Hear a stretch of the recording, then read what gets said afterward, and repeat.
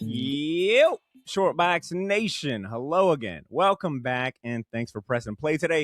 If you're brand new, welcome to the show. I'm your host, Bader Milligan, and this is the Shortbox Podcast, the comic book talk show, where we bridge the gap between the panels of your favorite comics and the culture they inspire by having some candid-ass conversations with the people who put their blood, sweat, and tears into creating the stories, as well as the people moving comic culture forward. This is episode 494, and today's guest is Ben Reilly, a multifaceted creative who is currently redefining the intersection of hip-hop and storytelling. He's a rapper, a creative director, and if the name didn't give it away already, he's a massive Spider-Man fan as well, whose stage name carries the legacy of the Scarlet Spider himself. We'll get to hear from him shortly, but first I want to give a special recognition to our amazing sponsors who help us keep the lights on, because I couldn't do this without them, right? Big shout out to our sponsors, including Gotham City Limit Comic Shop, the best comic shop in Northeast Florida, and IDW Publishing, the company that publishes great comics like TMNT, Beneath the Trees, and Godzilla. Like I said, I couldn't do this without them, so big shout outs to Gotham City Limit and IDW Publishing. Now, without further ado, let's welcome our guest of honor today, fresh off his debut album, Save, and his Walk Before You Fly tour. Shortbox Nation, please welcome to the show, Ben Reilly. You get the much deserved applause, good sir. Welcome, Ben. How you doing, brother? I'm good, man. How about yourself? Yeah, man, I've got no complaints, Ben. I've been looking forward to this interview all day. When I get a chance to talk hip hop and comic books, I get extra excited because those are my two bread and butter. I mean, I live in both worlds. So to have a guest like yourself that like embodies both things at once is a big honor. So happy to have you here too. Word, for sure. I'm happy to be here. I put on my Spider-Man shirt for this. Yeah, my Ben Reilly and Peter shirt. Yeah. Yeah, I kind of wish I would have came correct with a comic book shirt, but I just wrapped up my day job and I threw something on. I was like, I want to make sure I'm on time for this one. But nah, it's all good. Man, like I said in the intro, you just wrapped up a tour, the Walk Before You Fly tour. You performed at a bunch of dope spots, Chicago, Boston, Seattle, Portland. I want to know how did the tour go, and what's the most interesting place that music in your craft has taken you, and where do you love performing at the most? Well, firstly, I want to do a slight correction. We didn't do Seattle and Portland. Okay. We did Boston, New York, it was Providence, Rhode Island. Okay, word. Chicago, LA, DC. I like to count the Atlanta show, although that was the album release show. I like to count it because it kicked everything off. Yeah, now you got to. It's always an amazing feeling for, like, you know, to be in a world where, like, okay, the stuff that I cook up in my bedroom or the stuff that I cook up with my friends or just the music that I make, these thoughts that I like create are able to not only take me to different places but touch people in different places. And like there's people taking off for work, and there's people like genuinely like taking off work, flying to a different state, driving to a different state to go see a concert. It's surreal. It's a beautiful feeling, but sometimes it throws me for a loop. But it's a blessing, and I'm grateful. It's super grateful.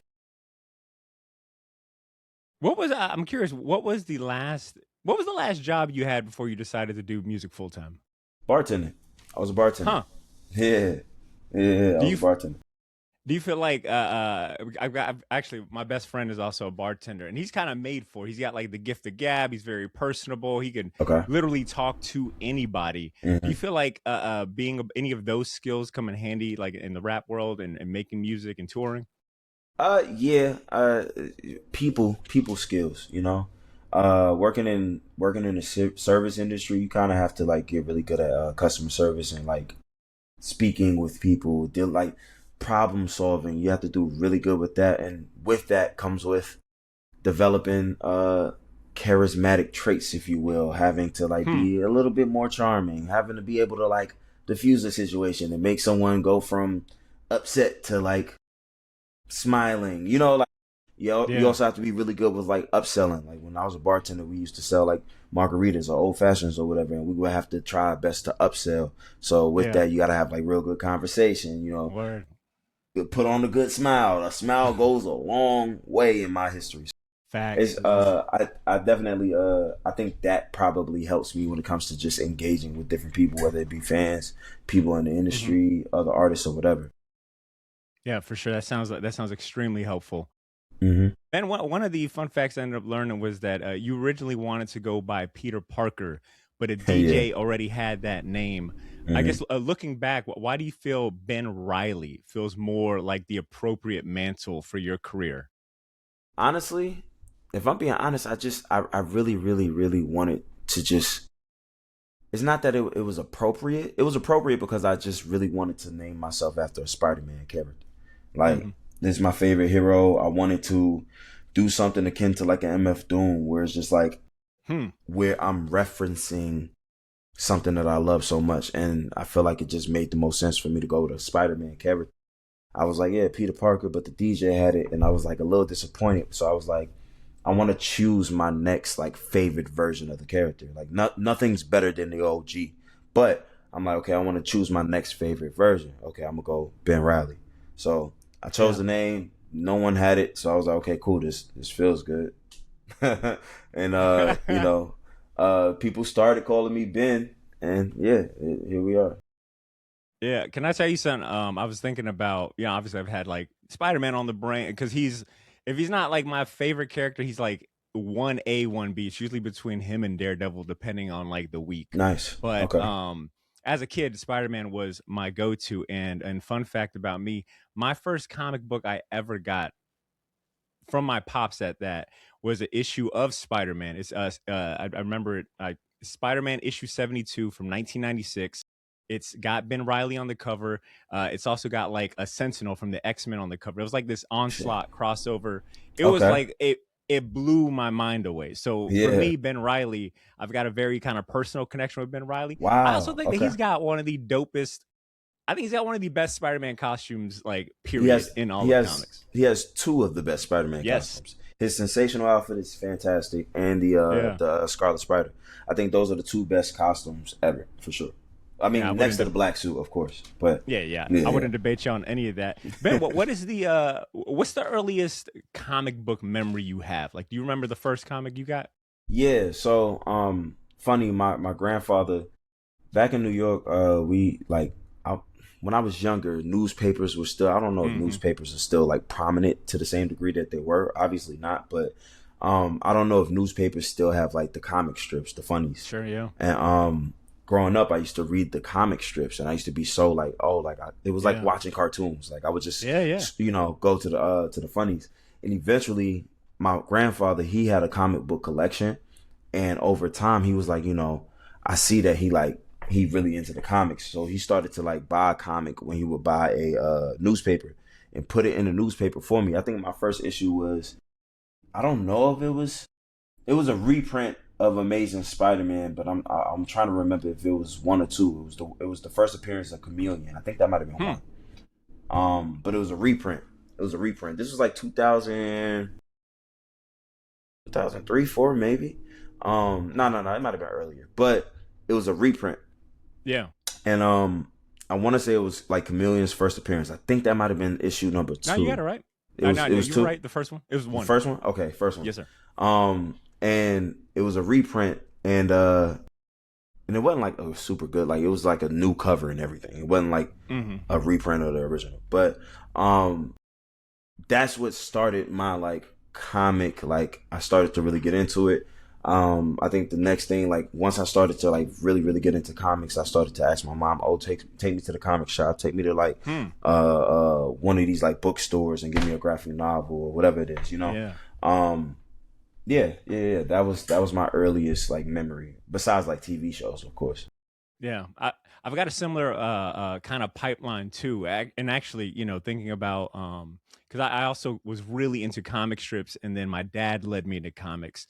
But my grandpa used to read the paper every morning, and he would Mm-hmm. always give me the comic section. So I used to read Mm-hmm. like this is when like Boondocks was running, at least in our Boondocks, paper. Peanuts, Zits. Marmaduke. Yeah, Marmaduke. Yeah, I love Yeah. Zits was my jam, and then also Garfield too. So yeah, Mm-hmm. I do feel like that pipeline from comic strip to like comic books is a very popular one. Mm-hmm. So that's really dope to hear. Um, Man, I'm trying to think of like I feel like there's so many kind of like tangents we can go down, but Go I for it. think I want to go ahead and maybe just jump straight to the album Okay. because I've been dying to ask you this question, right? So the album is called Save, Hmm. um, and the very first song on there is called Hero Man. Yep. And I was watching. I told you I've been watching like a couple of your freestyles on YouTube, and I think there's one rap radar one specifically where you're rapping over Jay-Z's "Change Clothes." In the middle of it, like you are literally changing Changing clothes, and clothes. you end up having like this yeah, which I thought was a Yeah. cool play on words, cool visual as well.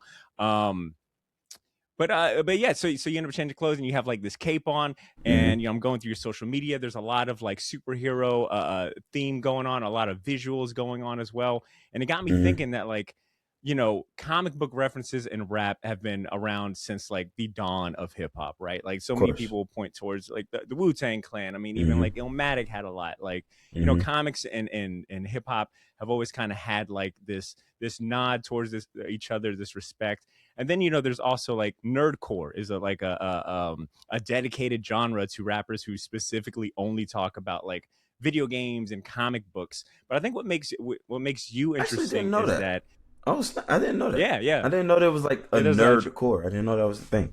yeah, yeah, yeah. Okay, word. The name that comes to mind for me is Mega Ran. I've had a chance to interview him like twice. He's one of the more Okay, popular nerdcore rappers.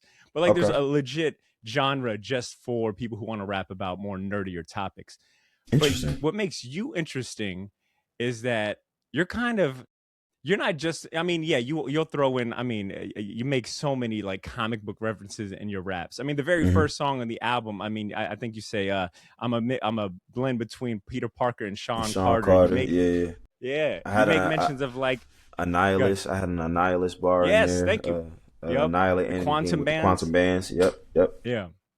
But I think what makes it dope is, you've got the references, but then you've also got the visuals and you've got this moniker, Hero Man, that, Hmm. it's your AKA. It's, I think, yeah, who you are on the cover. Who is Hero Man for the uninitiated?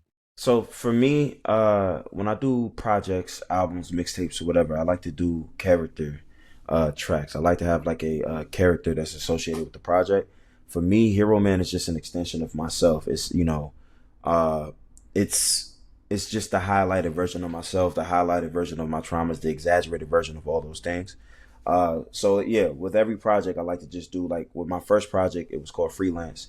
Um, the character for that was Redbird. It was centered around cardinal birds. So with this one, I wanted to do, if this project is supposed to be my superhero origin story, I wanted to give myself the a hero moniker, and the name Hero Man just felt right to me. It wasn't too it wasn't it didn't feel one, it didn't feel like derivative of anything. For one, it felt like its own Sure, yeah. thing.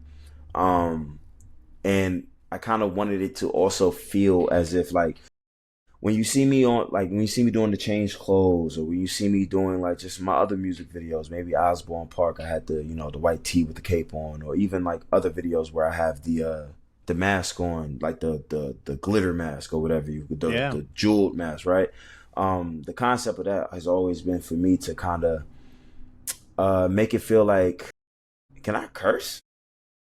Yeah, you absolutely can. Yeah, you're free to. I wanted it to feel like any nigga could be a hero, right? Hmm. Any nigga could be a superhero on some blank man shit. Whereas like Yeah.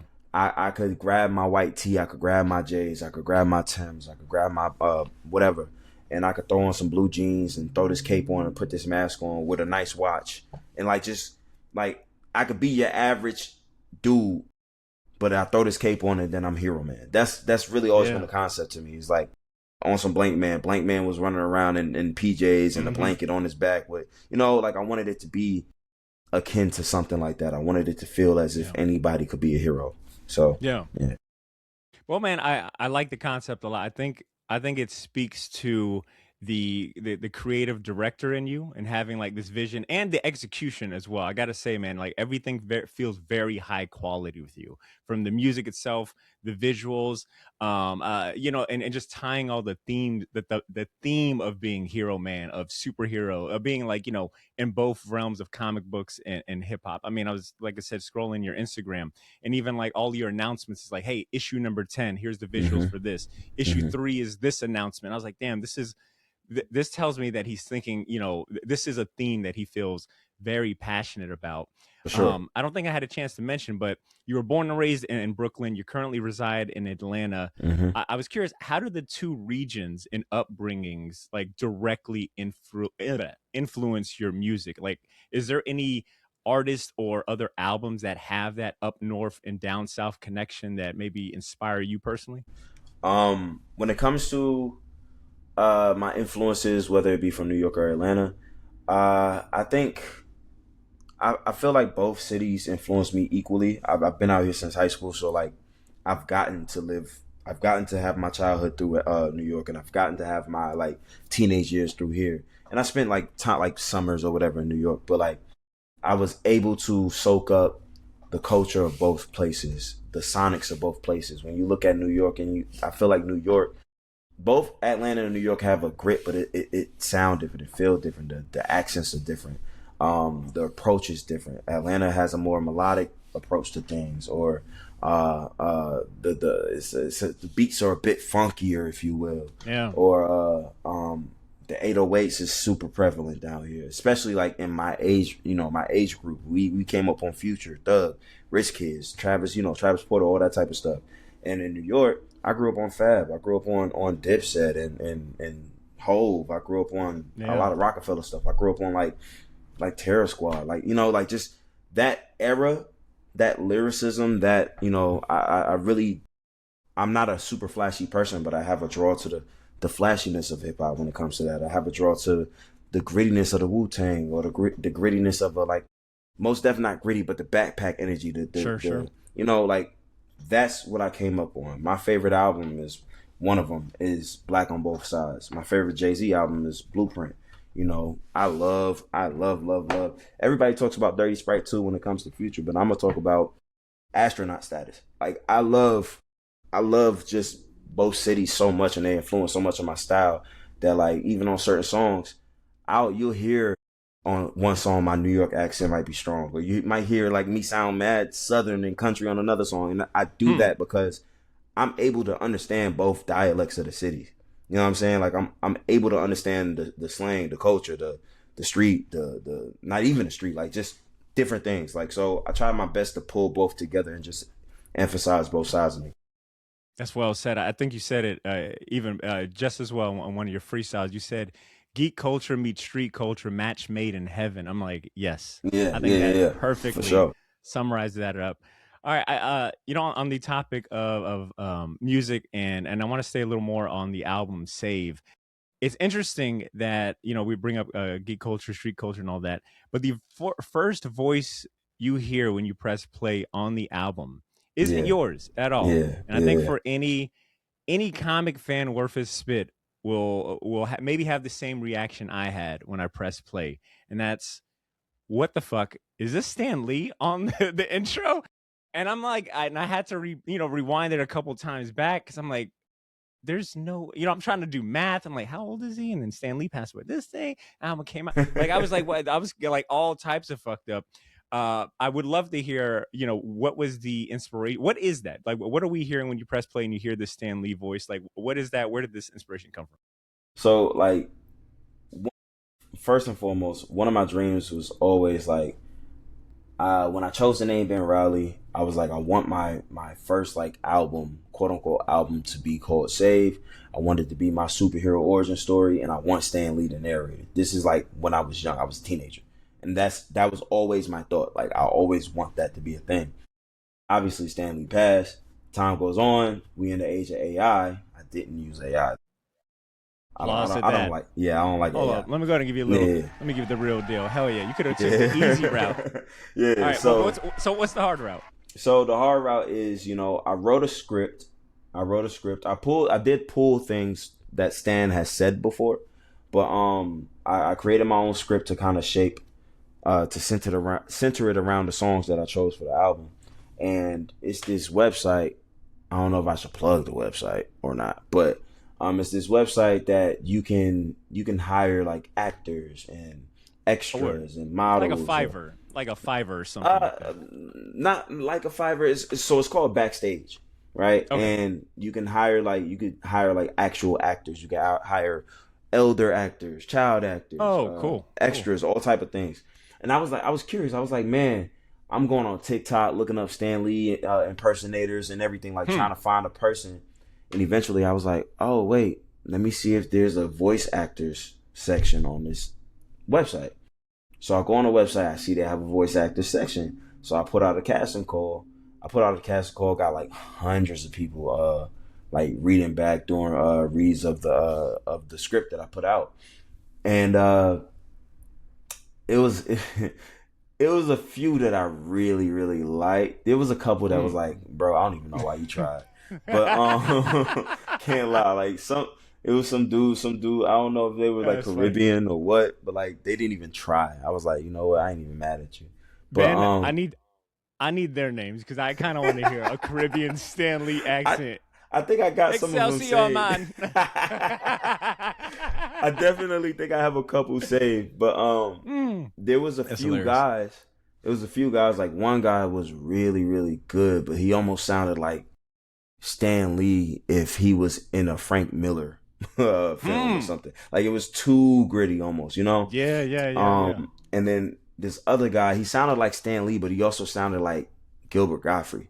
Like he sounded a little too like flamboyant in his Yeah. vocal delivery. So I was like, that's not it. But then I found this guy named Ed Rosini, and he was perfect. Like he sounded like Stan. He sounded close enough to Stan that it'd make you go, Yes.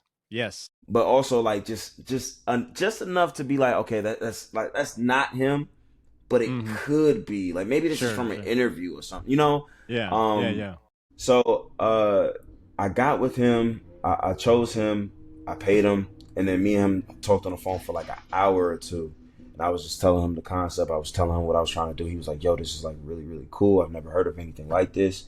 And we told he's from New York as well. I'm like, okay, cool. So like, there's like a lot of synergy here.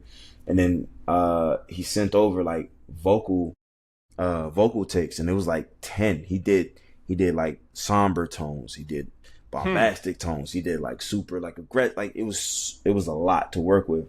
And yeah. It was a fun process. It was really. Once again, it goes back to the compliment I paid you earlier. I think the attention to detail and tying this whole theme of Hero Man, the album is called Save. There's so many nuances and layers to tying it all together. And I think Stan Lee having like the Stan Lee voice really helps kind of bring all of that to life, especially Thank you. considering that you do a lot of storytelling on this album. You're very vulnerable. There's a lot of candid storytelling, a lot of witty punchline, or the production quality too. It's been it's been rare that I have looked at a song credit for every single song, but the production was a journey in itself. You've worked with some really good producers on that. If you want to give them a Thank you. shout out here, yeah, Yeah. could you name? Yeah, who'd you work Uh, with on the production side? so I worked with a lot of people. So I worked with my main producers are Lale, Madness, Nico Porter, Wasil, Jupiter Jew, Powers Pleasant. Powers Pleasant, you might be familiar with, like, if you like listen to like Joey Badass or Denzel Curry. He does a lot with them. Knife Wonder is like hip hop legend, of course. Man, one of my top 5 favorite. Wait, which real quick? Maybe I Mhm. didn't. Maybe I glossed over. Which one is the Ninth Wonder song on here? Responsibility. Oh, track 12. Okay, for Yeah. anyone not, maybe I should have said this too. The album Save is available everywhere you listen to music. I have a link in the show notes. We're talking 15 tracks, and it comes in, I think, just under an hour too. Hmm. So it respects your time. And like I said, if you are a comic book fan and a hip hop fan, I think it gives you a little bit of both. Ben, out of all the songs on here, which of these songs do you think best represents the character Ben Reilly, like that energy? The energy of Ben Reilly. Ben Reilly, me Mm-hmm. or Ben Reilly like Scarlet Spider? Spider-Man, yeah, Scarlet Spider. Hmm. That's a good question. That's a good question. You know, I would say, it's a damn good question. I'm thinking. Yeah, take your time. I would, I would say a couple. Um, I would like,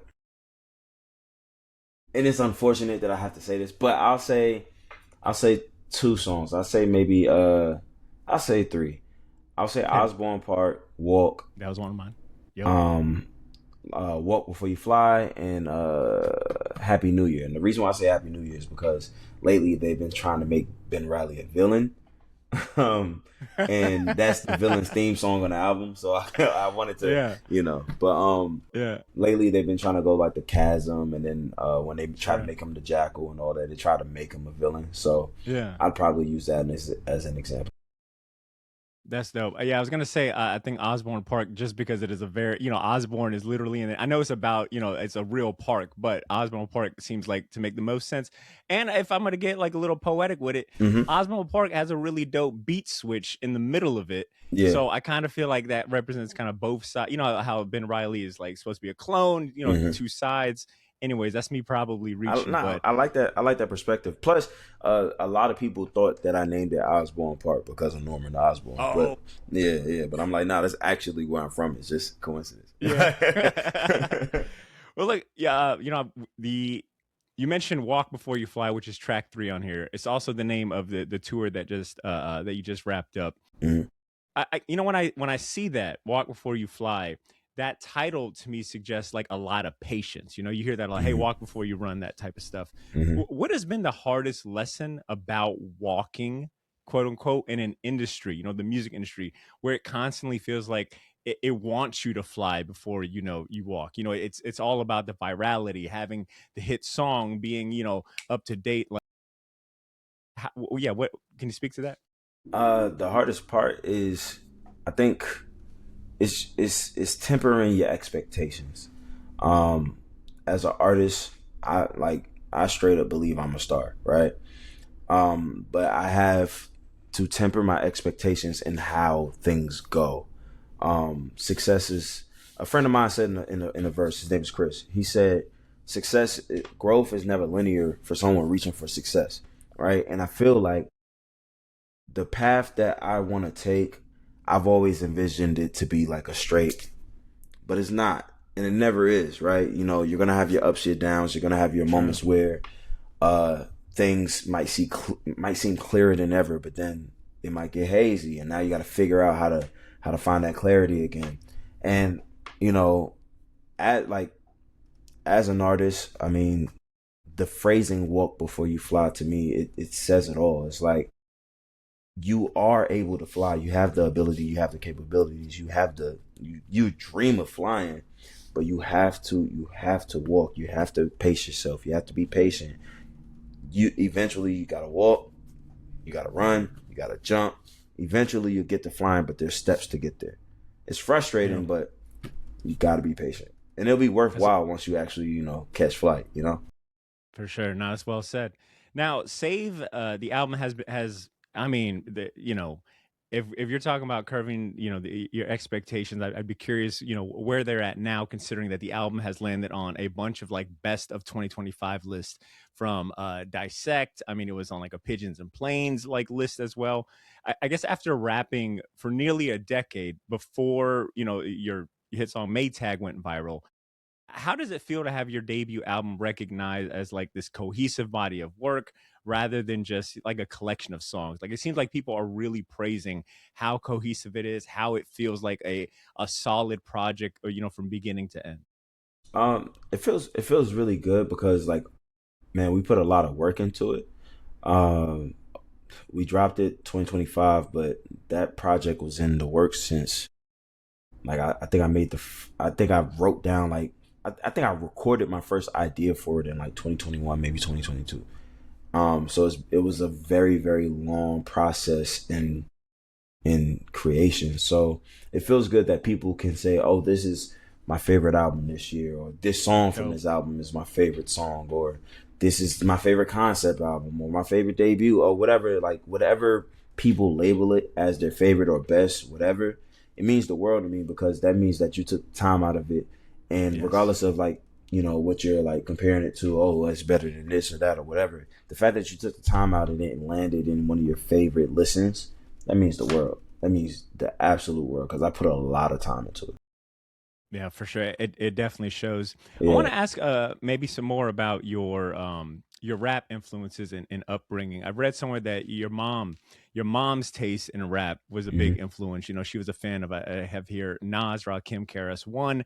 That kind of Hmm. helped build your foundation. But you've stated in a couple of interviews that Dana Dane's song "Nightmares" was Yeah. the specific catalyst that made you want to rap. And for anyone Hmm. that's not familiar, that Dana Dane song "Nightmares" was on his 1987 album, and it's about him consulting a psychiatrist about these like nightmares he's constantly having. It's like a Yeah. uh, very storytelling song. I, He's I guess having. what was it? Yeah, and Not the even. video is even funnier too. Yeah. What is it about that song, "Nightmares," and that storytelling that really clicked for you? It was the storytelling. Like I thought for me growing up, like man, I was of course I was privy to like Biggie and like everything as a kid, of course. Biggie, not like all the songs that was like hot, I was into, of course. But Hmm. when I actually like when I sat down with my mom, because my mom, pardon me, she had mixtapes, and when I actually sat down with the mixtapes, that was like the song that made me go, oh wait, there's like he's saying something like because once it got to the end, he was like the nurse was the girl that he was having Yeah, nightmares about the whole time. Anita the Beast. Yeah, once it got to that, I was like, whoa, and I rewound it. I was like, whoa, this is like the Hmm. coolest thing ever. And obviously, Yeah, like you got your slick Ricks and stuff like that. But as a kid, it was just fun. It was yeah. very it was an animated song where like he does the voices. He's like the day, the day. That was a thing that made me like drawn to it, which is probably why I do voices and stuff when I do my recordings. Yeah, that was what it was about that song. It was the twist at the end. It was the build up, the animation, the hook, like that whole thing.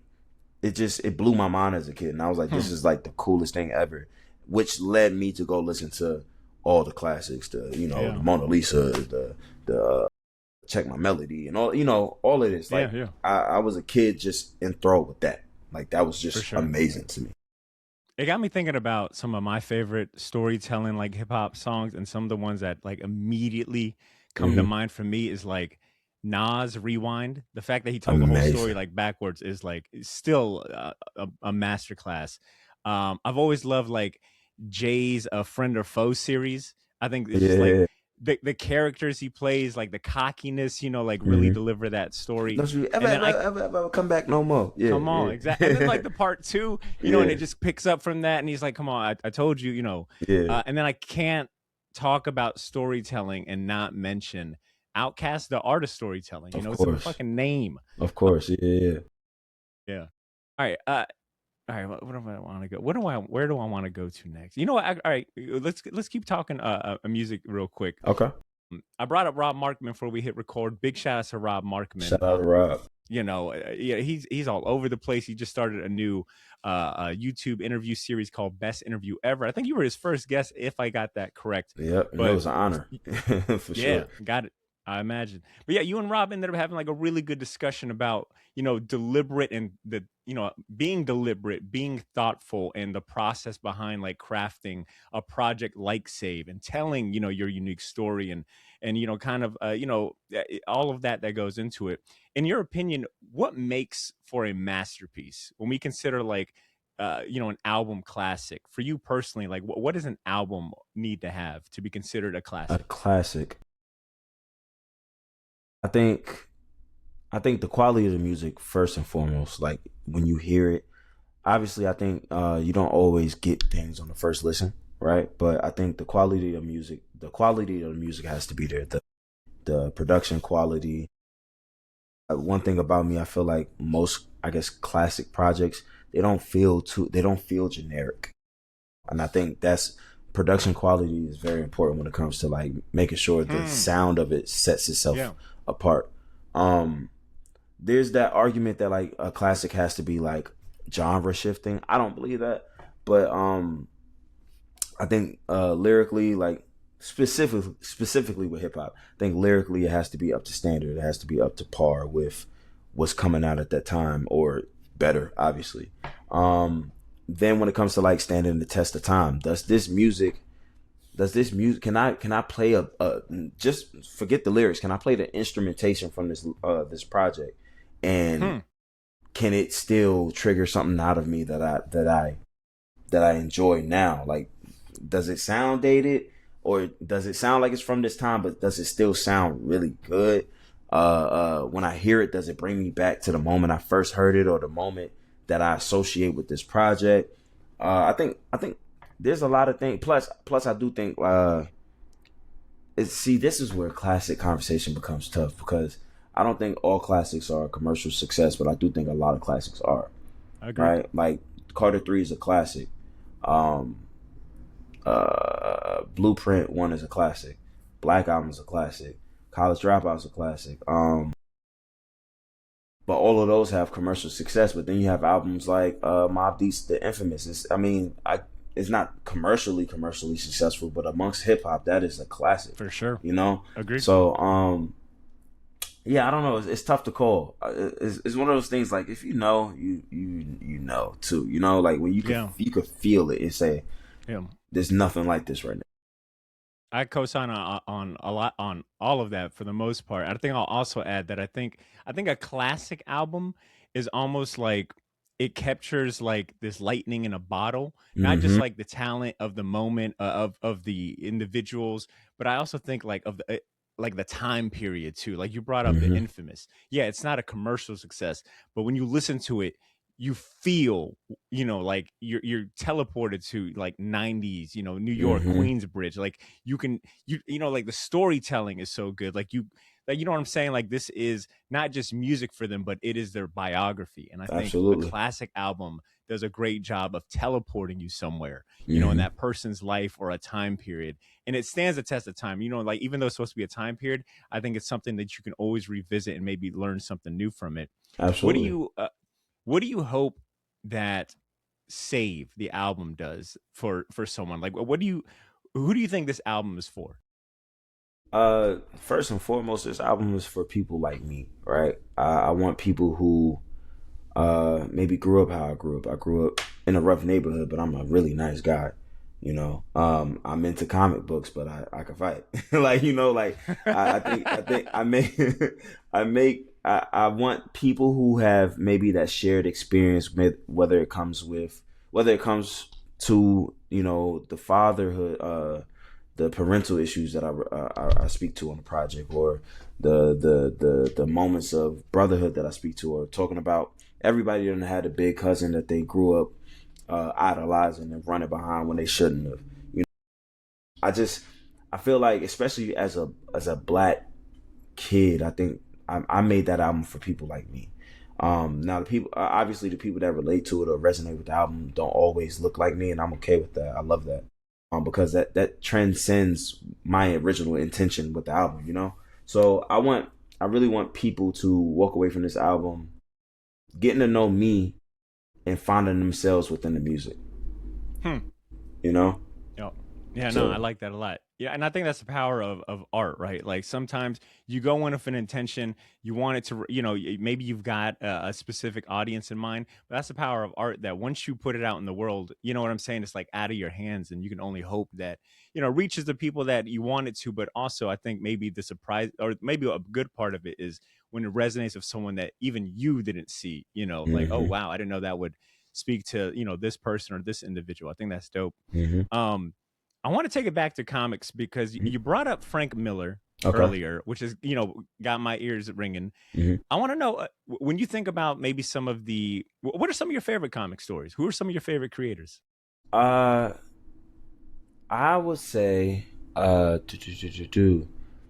so I'm gonna get the Spider-Man stuff out the way. Obviously, Stan Lee, Ditko, Stan Lee, Jack Kirby. Um, I really like tough. I like Mark Bagley and Michael Yeah. Bendis, their run. I like JMS. I like him. I like Chip. Chip Zdarsky. Yeah, I don't know how to pronounce his last name. I Yeah, like Zdarsky. him. Yeah, his run Um, was really good. I'm glad. Like, okay, it sounds like I mean you've been. I mean, you're literally mentioning like creators from like the very beginning with Stanley Ditko, mhm. Kirby. Mark Bagley is still to this day my favorite Spider-Man artist, just because that Same. is who I grew up with. I Like, I literally have an remember. autograph. Oh, word, yeah, yeah, that's dope. Yeah. I used to beg my dad to take me to every comic shop in town. I live here in Jacksonville. To every comic shop so I could fill out like that entire run. Hmm. Brian Michael Bendis, great choice. J. Michael Straczynski. Hmm. What is it about Spider-Man for you? Like personally, like what So is it about that character that speaks to you? I think it was just the first character I truly just fell in love with. Like obviously I love Batman. I love Superman. I love well I don't love Superman. I just lied. I love Batman. I love Batman. I've Yeah. actually grown to like Superman. I grew up hating Superman. I Same. can't lie, Same. but I've grown Yeah. to like him in recent years. I read like The Death of Superman, and I thought that was really cool. I read a couple Mm-hmm. Superman stories that I thought were uh, obviously like I love Batman. I love like the Killing Joke. I'm probably in the minority of people that like Hush. Like I like Hush. you Bro, know, um, Hush is like the comic book blockbuster movie. It's like the Michael Bay movie, right? It's like, yeah. yeah, I get it. You can critique the story, but I mean, visual wise and just like just how cinematic it feels. Come on. It's fun. It's a fun. And It's that a was a fun moment breed. too. Hmm. Like I remember, like I was a kid when Hush came out, and that was like a moment. Like it was all Hmm. over Wizard magazine. I saw posters at all the shops. Like, yeah. Yeah. So my two favorites are Batman and Spider Man, but I don't know. Yeah, something about Peter's character just speaks to me, and I think he does have a relatability aspect to it. I have a thing for sarcastic characters, and I really don't like it when every character is sarcastic, of course, but Sure, sure. um I like that Peter is a person that I like and dislike it. He's a person that hides how I guess talented he really is, right? He's a very strong hero. He's a very smart character, but he kind of like subdues himself a little bit.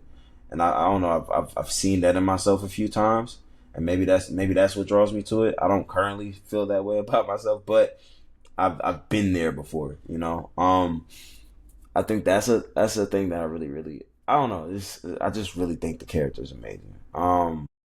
Let me ask you this, if you don't mind me jumping in, because For sure. hearing you say that about like like Peter specifically having this great power, but he's kind of got to kind of play like dumb at times, or he's got to Hmm. like subdue himself for the betterment of like his friends and family to keep everyone protected. Hmm. That is something I've always kind of, when I think about that kind of intersection between hip hop and comics, I've always felt that you look at someone like Slick Rick or Ghostface. I'm not saying that like they're playing a character, because I Hmm. firmly believe that is who they are. Hmm. But I do like that. Like you brought up MF Doom. I think he's a great example of like their their persona. You know what I'm saying? They put on this persona Hmm. that obviously is definitely them, but I think ramped up to an 11, right? Like For they sure. turned the switch up to an 11. They're in character. They've got this persona. They're larger than life. It's like this. I'm sure that's not who they are at home, like who they are Right. on Of stage. course. And I guess I'd be curious to hear maybe your thoughts on like when you're playing Hero Man, and Hmm. does that empower you in the sense of like when Peter Parker's throwing on his Spider-Man suit? That's when we really get to see, he gets to unleash, his power. He gets to crack jokes. He's like Hmm. completely different than who he is as Peter Parker. Does that resonate with you? Absolutely. I think again, like I said, for me, the Hero Man character is it's an extension of myself. It's my heightened version of myself. For me, there it is. Excuse me. For me, uh, the Hero Man character it really is it's a costume, if you will. It's my forward presented self. It's me amplifying, like even turning my weaknesses into my strong points and being like, yeah, this is me, this is who I am. Like if you ever see me perform, like I have a very, very just charismatic presence. And I try my best to, put that forth in the music. When I'm rapping, at times I do a very animated voice because I want it to feel a lot more lively. Like I'm a very chill person. I'm not like boring, but I'm super reserved. I'm chill. Yeah, I'm laid chill. back. But when it comes to like just the music and the characters, I want to like really, really push that energy forward as much as possible. So yeah, to the same degree, I guess you could say that. Yeah. Word. I like that. All right. I guess I got a couple more questions on Spider-Man. I would be remiss if I didn't ask a couple more questions about Spider-Man, specifically with the thought that Spider-Man Noir, which this TV series that'll be that starring Nicolas Cage, Hmm. is actually coming out. I'll be honest with you. When they made this announcement years ago, I did not think this was going to be something we were going to actually see happen. Same. Little did I know, it's like, no, this is actually happening. Hmm. Nicolas Cage is getting his own TV series spinning off of Into the Spider-Verse, and it's going to be here before we know it. I'm looking at Google. Spider-Man Noir, the TV show, will air on May 27th of this year. That's And I soon. must have, yeah, right. It's like right around the corner. I completely forgot that in the Spider-Man Noir world, it's Ben Reilly. Nicolas Cage is Well, playing a character by the name of Ben Reilly, a different version of Spider-Man. well, And so it I, I I think that's exclusively for the show because I don't remember the Spider-Man Award character being Ben Riley. I thought so too. You could absolutely be right on that. But considering that Nicolas Cage is going to be playing a character named Ben Reilly, I mean, you got something in common there. I Of was course. wondering if the showrunners reached out to you and asked you to contribute to the Spider-Man Noir soundtrack, what's a specific track from your catalog? It could be from Save or anything else that fits the energy of. I think he's playing like a Spider-Man Noir is like a gumshoe detective in the Great Depression era. What do you think would be a good song for the soundtrack? Good song for the soundtrack. I got a couple. So I'll say If This Be My Destiny. I think that's it's named after a Spider-Man comic, but Hmm. I think it's a very moody track. I think it'll fit good with that that Wait, time out. You have a song named "If This Be My yeah, Destiny"? it's on the album. That's a hard ass name. Okay, I must have missed that. It's all good. Yeah, it's on the album. It's the You second know to what? last song. I did not even connect it until now. That is dope. Once Yeah, again, that's yeah, dope. yeah. I'm retelling the comic story in Cool. that, yeah. But I would probably use that song. I would probably use that song because it's moody. I'm already knowing there's gonna be some angsty, depressing, brooding scenes, and I think that's the type of Facts. song that could just fit that vibe so crazy. Like Yeah. I wouldn't go like he is gonna be a gun toter and all that, and that's gonna be cool. Yeah. But I wouldn't even go that route. I'll be like, yeah, Hmm. let me get the somber song with the rain coming down. Like I want that. Like I want that. That's gonna be the shot that everybody uses for a meme or something one day. Watch. Yeah. Yeah. So Yeah. I would say that. That's dope. Um, I think I actually see your point. I think Nicolas Cage is playing what the description for the show says he's Ben Reilly described as an aging, down on his luck hero grappling with his See, past. Yeah, that'd actually be great. I can see that. I can close my eyes and see that right now. see what I'm Well, saying? Ben, let me ask you this. Since Okay. we're talking about Spider-Man Noir, Nicolas Cage, obviously he voiced the character in both Into the Spider-Verse movie and Across the Spider-Verse. But in the second one was Across the Spider-Verse. Hmm. Your boy Ben Reilly makes an appearance in Across the Spider Yeah. Verse. Speaking about being moody and gloomy, which I loved all of his scenes when he's like, "I'm just thinking about my past." It's a lot. It was funny. It was funny because they were because that was especially in the '90s that was his character. Yeah, come on. Yeah. When you have like the lost why am I blanking on that? I have it on my wall. The lost years. When you have the Yes. lost Yeah. years, when you have like just his his sensational Spider-Man time where like Yeah. Peter's incapacitated, he has Hmm. Janine and all that. Like I think that's his character to a T. Obviously, they made it made comic. fun of it. Yeah, I was Mhm. like, I was annoyed because I was so hyped to see him just do some cool shit. But I was like, damn, this is kind of funny though because this is true.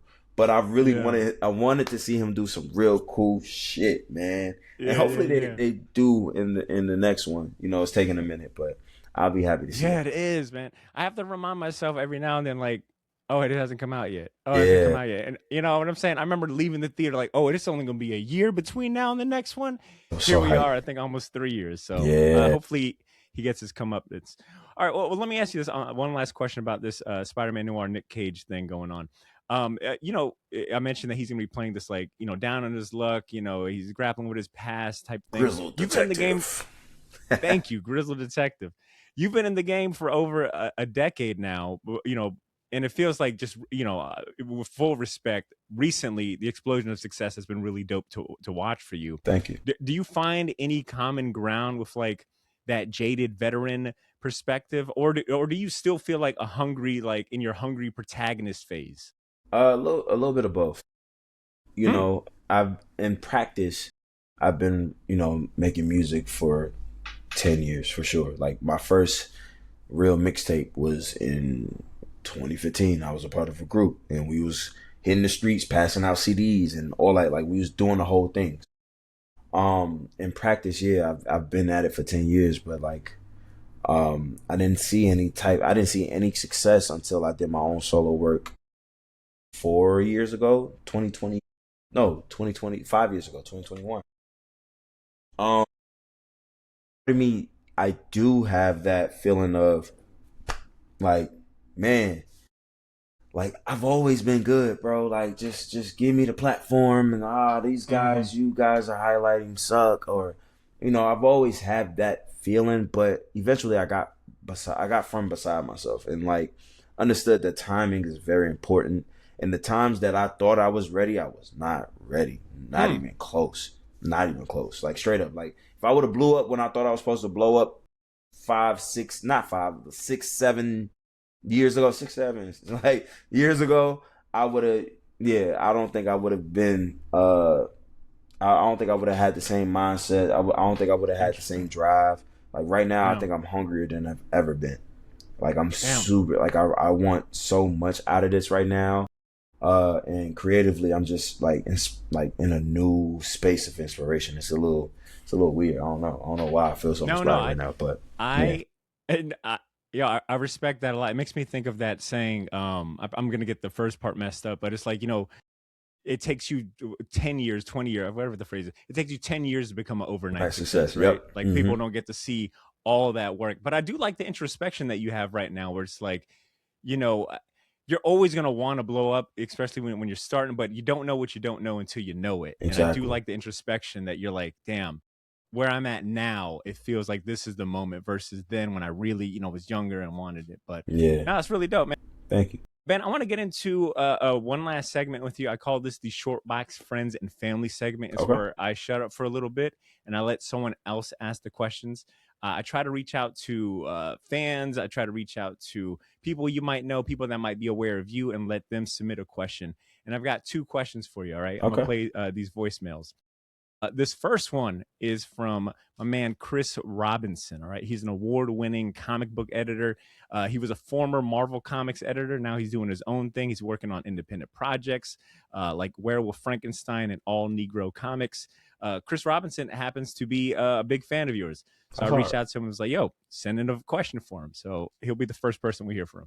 Okay. All right, here we go.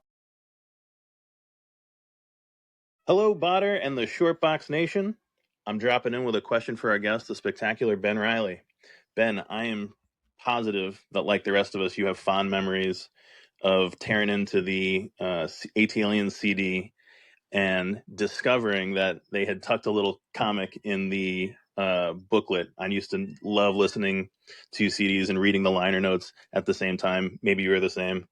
But that was so formative. I was curious, would you ever think about doing the same? Now, I know things are not quite the same. Everyone listens on streaming platforms, all that stuff. But I think there's still kind of fun ways to deploy comics as sort of expansions to, storytelling and music. I don't know. I think it'd be cool. And if you think it's cool, I know a guy. All right, take it easy, guys. Yo, big shout out to Chris. I love Big a good shout out to shameless Chris. plug. That was good. That was great. Yeah, I didn't know that about the AT Aliens. That was a little before. Like, obviously, I know the album. I've listened to the album, but I'm 30. I was a bit young to be privy to that. Yeah, that is something that we have talked about as a team. That's one of the things that I really, really wanted to do. Was pair the album with a comic, and I still want to do that. Like, if the time and opportunity permits, because I have ideas, I have a script, I have things like that. So, we have still been having those conversations. We're figuring it out. I've been chatting with a couple artists as well. But yeah, that is something that I plan on doing. Absolutely. Yo, I'm all here for that. And to Chris's point, I do remember the little mini comic they had in that CD. I'm actually looking to buy one off of eBay. I can't seem to find my copy. But obviously, I'm all here for any time we can get like comics and hip hop overlapping like that. I think most recently, the one that comes to mind for me, Freddie Gibbs and Alchemist. Damn, good job. Yeah. Mike Del Mundo. I was mad. I was like, damn, they beat me to it. I was mad. I was like, damn.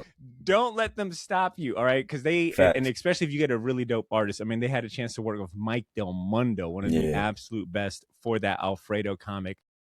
Yeah, man. I think Hero Man is, especially the on your website. I want to say it might be Hero Man, but you got like a Calvin and Hobbes looking character on your website. Is that also supposed to be Hero Man? Am I bugging? I have to look. Calvin Hobbes. Yeah.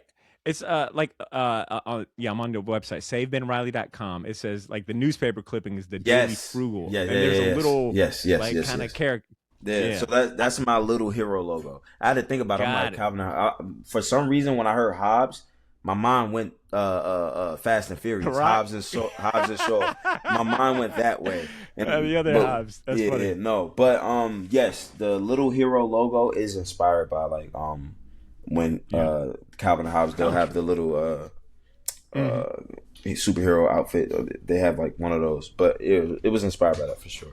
But yeah, that's my little hero logo. I think he's prime for like a cool a Hero Man inspired comic strip or something like that. That'd be tight. Anyways, I'm sure that I'm sure that if you put the call out, you'll get a bunch of dope artists answering. For sure. Yeah. Okay. All right, Ben, I got one more. I got one more voicemail from you, and this voicemail really does put the Shortbox friends and the family part in Shortbox friends and family. This next one comes from someone by the name of David Milligan. He happens to be my little brother, but that aside, he is also a rapper and producer. He goes by the name of Mecca the Marvelous. He's also 1/3 of the Shortbox music team. He's produced a lot of the music and sounds you hear on the show. Nice. And he had a question for you too. All right, here we go. Yo, what's going on, man? My name is Mecca the Marvelous, man. Ben Reilly, dog. I checked out that On the Radar freestyle that y'all did, and I definitely think you had the best verse on that, man. The way you putting those schemes together, the way they was running into each other, dog. I'm a real big fan of that. You know what I'm saying? The question I have for you, I was going through, your discography, and I seen that you had a song with Marco Plus, dating back to 2023. So I guess my question is, going into the On the Radar freestyle, rapping with those guys, like with maybe not with Marco Plus, but with anyone, like what was your relationship with them, before the freestyle, and with the people that you did know, how was it, getting that moment, rapping with them guys like years later and seeing like their growth, and seeing your growth from that time as well. You know what I'm saying? That was my question to you, dog. Big fan. And I hope, you keep progressing and, becoming the artist that you want to be, dog. Peace. Big shout outs to Mech. Big shout outs to Mech, man. That's love. So with that cipher, big bulk of us are like already friends. Like everybody for the most part knew each other, but a big bulk of us are already friends. As he stated, me and Marco been tapped in for years. Since like 2022. Suave is a part of that cipher. Me and Suave actually went to high school in Atlanta together. So I've known him for quite a while. Chris Patrick, I met Chris Patrick 2021, 2022 as well. Ruben Vincent, same thing, 2022. Ray Vaughn, same thing. Top introduced us. Top from TDE. He introduced us, me and Ray Vaughn. Who am I missing? Nassan, I met him in 2023.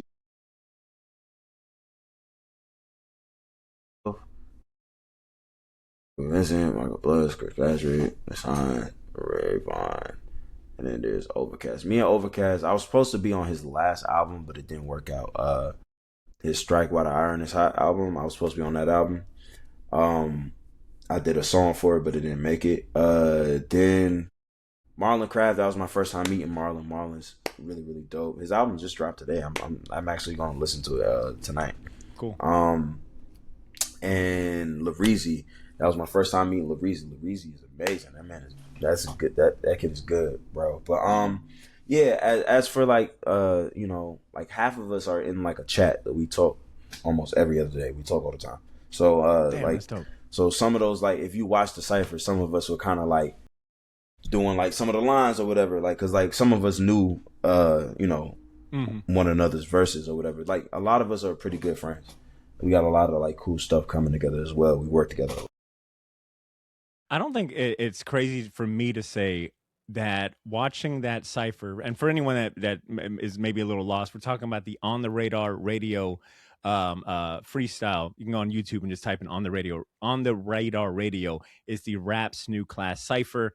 Ben Reilly was in it, and as well as everyone he just mentioned. But for me, as maybe an older statesman, I watched that and I could not help but get the same energy and vibe from like the double XL freshman years, like when they would announce the freshmen and then they would all do like a cipher.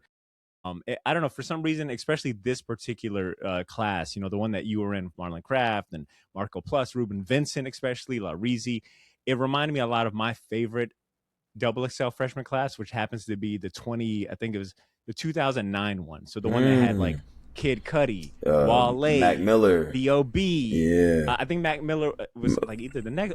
I always get them like mixed up, but whatever one had the prime blog era rappers. Asher Roth was also in that same one. Okay, it was Asher Roth. I don't know. I got the same kind of energy from that. That's watching y'all freestyle, and then thinking back to that one, and I think it's because it's a lot of like, I don't know, like especially the names I just listed, your Asher Roths, your Wale's, your B.O.B.'s, your Charles Hamilton. It was something so incredible about at that time with them utilizing blogs and going direct to fans, and it felt very grassroots. Yeah. And I think there's something. I think that energy it kind of surrounds y'all, and then hearing that you guys are all friends too. I know like a lot of those rappers were also friends as well. I guess I bring all that up to say, you're mentioning, hey, I'm friends with a lot of the folks that I just did Decipher with. When's the last time that you've been starstruck? Have you had a chance to be like truly starstruck? Have you met like some of your idols, or I don't know, who's the most famous person you've had a chance to like meet? The most famous person I've had to meet, I'll say two people. Hit it. I was starstruck. I wasn't starstruck. I met J. Cole a couple times, but I wasn't starstruck. It was interesting because he's the most relatable guy in the fucking world. like my first time like being around, like I've been around J. Cole twice in the studio. Nothing came from it. But sure. I was in the room and it was awkward. But he was a really nice guy. He was actually like very pleasant, but it was just awkward. And then I think the most famous person that I could just think of, two. I'll say another one. Andre 3000. I was bartending. He came into the bar because at the time it was a burger joint. He came and got like this mushroom burger we had. He came in, the entire store was like, oh shit. And I was like, bro, I don't even want a picture. I just want to shake your hand. And he was like, yeah. I was like, yo, like you a goat. And then I say Stevie Wonder. I didn't meet him, but I was scared. I was scared to even say anything to Stevie Wonder. I was like, whoa. Damn. I was like, that's Stevie Wonder. And I was I was not expecting that at all. Yeah, I was at like this event in LA. And one of my friends, she was performing, and she was bringing the house down. Amazing. Shout out Jalen Josie. She's on my album actually, and she was doing amazing. And like whole time she's performing, and we watching me and Chris Patrick actually. We're watching the her perform, and we look and we like, nigga, is that Stevie Wonder? And like it was like, oh shit, that's Stevie Wonder, bro. Like I think that might have been the only time I was real deal like, oh, whoa. I didn't even know what to do. I didn't even know what to say. I mean, what do you say or do? You're right. Right. Damn. I was literally going to say something kind of corny like, hey, this is just the tip of the iceberg of who you might meet. But I feel like you kind of reached the fucking pinnacle, like Stevie Andre 3000 and Stevie Wonder. I mean, Stevie it's like, come on. Big deal. Now, Andre 3000. That's incredible. All of the above, I want to get a chance to actually just get a moment to like have dialogue, right? Yeah. Like when I was in the studio with J. Cole, I kind of just listened to what he was talking about. I didn't even really I introduced myself, but I don't think there was room for conversation. Sure. And good on you for being able to like read that too. You could have done something like mad corny and try to like press the situation. I think being able to like read a room and someone's like energy and vibe, and are they in the mood for this? Is it the right time? Is unfortunately like a skill most people don't have. For sure. Absolutely. For sure. I definitely Ben, try. Go for it. Who are some of your like just absolute dream collaborate? Like if you like, who do you want to be able to work with? Whether they're at the top of the list, whatever it may be. You mentioned being able to work with Knife Wonder, and it sounds like you got the same reverence for him as I do. Like, who are some of these other names that like you would be absolutely thrilled to get in the studio with? A few. Pharrell, Just Blaze. I'd say obviously Andre 3000, Frank Ocean. The big three: J. Cole, Drake, Kendrick. Stevie Wonder. Duh. Jay-Z. Mos Def, especially. Mos Def is like genuinely like just one of my favorite rappers ever. Yeah. Like the other people, I would say like they're not alive. Like I would love to like do a Marvin Gaye or Prince. Like maybe I'll sample them and hopefully get it cleared one day. Man, look, you just mentioned this backstage website. The world is your fucking oyster. Real talk. Okay. All right, real quick, lightning round, real quick. You mentioned Mos Def is your favorite rapper. My favorite Mos Def verse, I've got two of them, is his verse in Respiration, the new moon rode high on the tremendous. And then also they got a song, him and Talib Kweli have a song called Little Brother. Okay. That is produced by Jay Dilla, one of my favorite songs, period, but definitely a great Mos Def song. What is your favorite Mos Def song and or verse? My favorite Mos Def verse is his What's Beef freestyle. He's like, what's beef? Beef is what George Bush would do in the fight. Yeah. End that's right there. That's the answer. That's my favorite Mos Def verse. That is a great one. My favorite Mos Def song, I like. It's tough to say. I like God. I like Mathematics. I like Miss Fat Booty. I like Umi Says. Umi Says is like used to be my mom's ringtone for a long time. The Panties. I like a lot. They're good. Elvis Presley ain't got no soul. Chuck Berry is rocking. I love I love Mos Def, man. That's like I'm probably gonna listen to that What's Beef freestyle right after this. Can I say the first time I ever heard that song? I think it was a blend, and a DJ literally had it over the What's Beef instrumental. I think for the longest time I've heard it too. Actually. Okay, word. Yeah, because I think it's actually an acapella or something, but that's a great choice. All right, Ben, I got one last question. Maybe this is the second to last. But Ben, what's the best piece of advice that you've gotten so far? Like, is there someone that comes to mind when you think about mentors, whether that be directly or indirectly, that really stand out? My best piece of advice, I don't even know if it's advice, or rather just a statement. It's from Key, my manager. Uh, she said to me, she said, when you walk into rooms, never hide yourself because you belong there just as much as everyone else. And that's something that I have to like not even remind myself. There's something that I feel, but sometimes uh, your actions don't align with how you feel sometimes. So you kind of remind yourself like, no, I belong here. I have to, and sometimes you got to prove it, of course, but Yeah. like I belong here. Like you may doubt it, but I don't. And that's something I have to constantly just like make sure I keep that in the back of my head, no matter how I'm feeling in life, for sure. Yeah. Damn, that's words to live by. I love that. All right, and then a real last question for you. The album Save is out. You just wrapped up a tour. What comes next for you, man? What you got planned in the pipeline for the rest of the year? We got a few really cool things lined up. I can't say some of them yet, but I'll say this: we're gonna continue to push Save. We got a couple more like visuals and like just moments surrounding the project that I want to get out. After that, I'm currently working on a new project. I'm aiming to drop something before the end of the year. Something that's different from Save, but true to me. So that's two things that my mind is really occupied with right now. There are other things that are like really cool that's gonna come later, but like I can't talk about that yet. So, Fair enough. but Done deal. yeah. A lot of Hell yeah. Save out now. Yeah.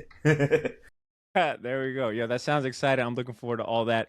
But I think with that being said, ladies and gents, this is the Short Box Podcast, and we just finished talking to Ben Reilly about a little bit of everything, right? We talked about his album Save, which is available everywhere you get your music. Check out Save. We talked about his name, Ben Reilly. All right, we talked about Spider-Man. We talked about Spider-Man Noir. We talked about comic books. We talked about Mos Def. I mean, this was definitely this was a fun ass interview. All right, getting a chance to talk comics and hip hop with someone living it and making art surrounding it is always a good time. So I'm gonna have links to Ben's social media. I have links to his website. Once again, Save. Check it out. It's available everywhere. All right. Check out the episode description and show notes for all of that. Make sure you give Ben a follow. Keep an eye out for the future projects and announcements. And that's what I got for you. Ben, you've been great. Thank you so much, man. Thank you, man.